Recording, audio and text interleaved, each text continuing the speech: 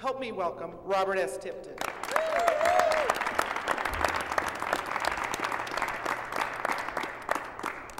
You know, I've got a strange mind. I think about things very differently, and I'm also extremely curious about things.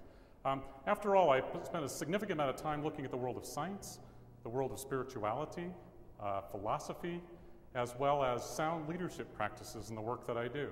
You may think that those things don't intersect in any way, shape, or form.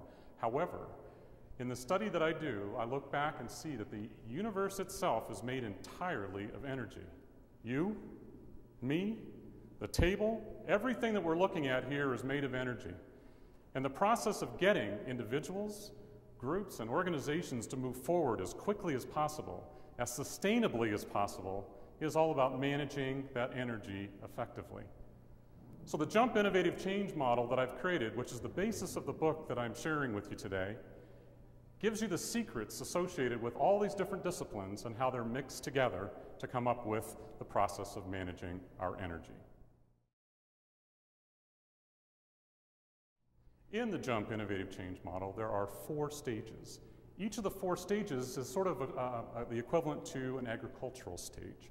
I'm going to use an agricultural metaphor as I talk throughout my presentation, but what I want to start with first is the process of stage 0. Stage 0 has to do with the impetus for change. You know, there's different places and times that change is important. Think about this one. The plane just crashed. It's time to get out. You have to change, get off of your position quickly, or you won't survive. Another opportunity for change. Driving along, I noticed that the light comes on my gas gauge. It's time to start looking for a gas station. I need to alter my path to take a look at doing something different. Both of those are relatively immediate in terms of change. Unfortunately, what happens with individuals and groups and organizations is their impetus to change takes a long time. They wait for some disaster to either occur or about to occur before they get moving. Stage 0 can take a fraction of a second in the middle of a plane crash, or it might take weeks or months or years before you start the process of change.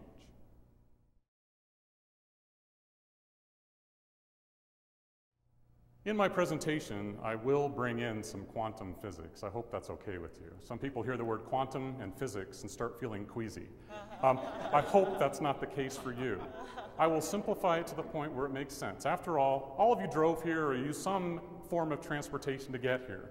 When you put your key in the engine, in the ignition of your car, do you know how the internal combustion engine actually works? No. But you know when you put it in drive and you drive away that you can use the tool. That's the process I want to make clear for you. The quantum engine that I'll describe to you is something that you can use without necessarily needing to understand all of it. So, when we look at motivation, when we look at drive, when we look at things to make a difference in individual lives and groups or organizations, there's 2 different types of forces that can be used. After all, using physics here for just a second, Newton's first law of motion says an object at rest tends to stay at rest. It needs a force of some kind to get moving. Now, certainly there's a type of force that happens all the time in the world. It's called extrinsic forces. Extrinsic forces are more commonly known as carrots or sticks. It's the process of giving rewards or issuing punishments to get moving. Unfortunately, those have limited benefit, they don't last very long, and they have to continually be repeated. The other type of drive or motivation is called intrinsic. Intrinsic means I would do it anyway. An example of intrinsic is the whole movement towards open source, the Wikipedia dynamic, if you will. No one gets paid anything to do Wikipedia. In fact, using the extrinsic approach to motivation, if they got paid, they would stop doing it. It's one of the most important things to do when you're looking at forces to get an organization or a group, or in fact yourself moving, is to recognize whether the force is external or internal. If the force is internal, you have a much better chance of success.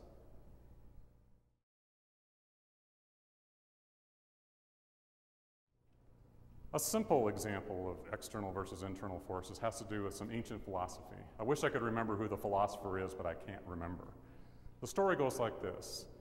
If you want to help people learn how to build boats, one approach is to give them all the stuff. You give them the boards, you give them the nails, the hammers, the saw, the glue, everything that you use to make boats. You'll get boats made.